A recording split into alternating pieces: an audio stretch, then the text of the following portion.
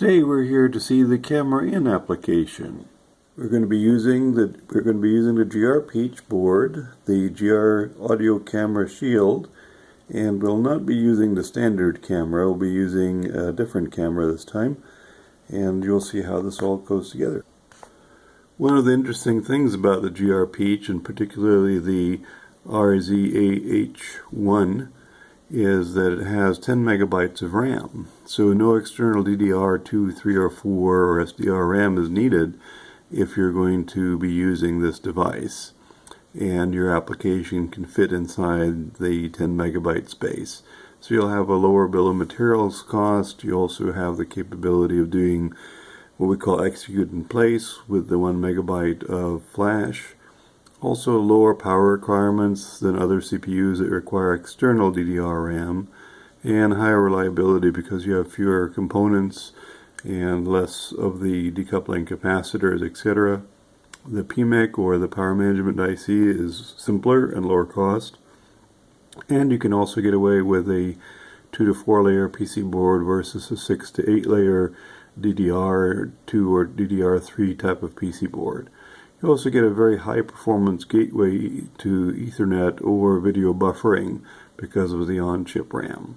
So welcome again to the Camera In app. If you haven't done so already, we recommend doing the getting started with the GR Peach. That way you'll become familiar with all the aspects, the jumpers, and also I2C configurations, USB data rates or data speeds. We'll be using the GR Peach with the audio camera shield PC board and basically with the video NTSC camera connectors.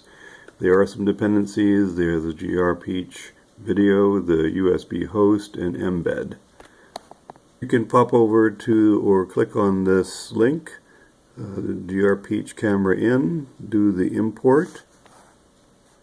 Now note, there are some things to set up, so you'll need to take a look at the main.cpp to review and edit as needed for your particular camera prior to compiling, booting, and executing, then starting this app.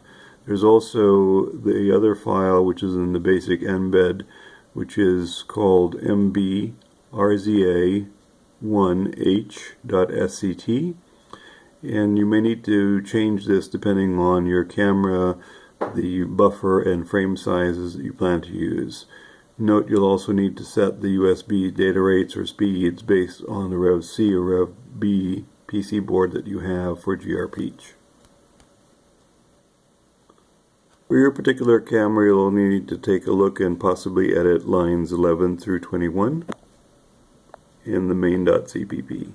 The default setup is for QVGA, that's 320 by 240, horizontal by vertical.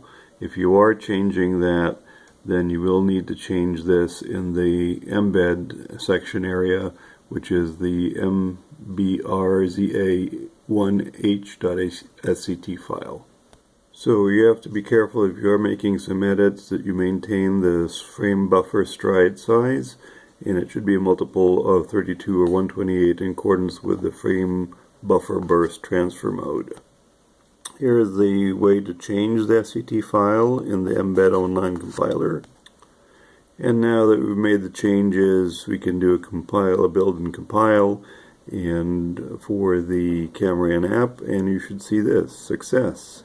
1.2 megabytes of RAM will be used and about 158 kilobytes of flash.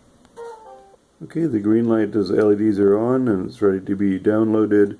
And the other details are, if you look at the revision history, yours will be different if you have edited or changed the main.cpp or the MBYtes1H.SCT files. Thank you.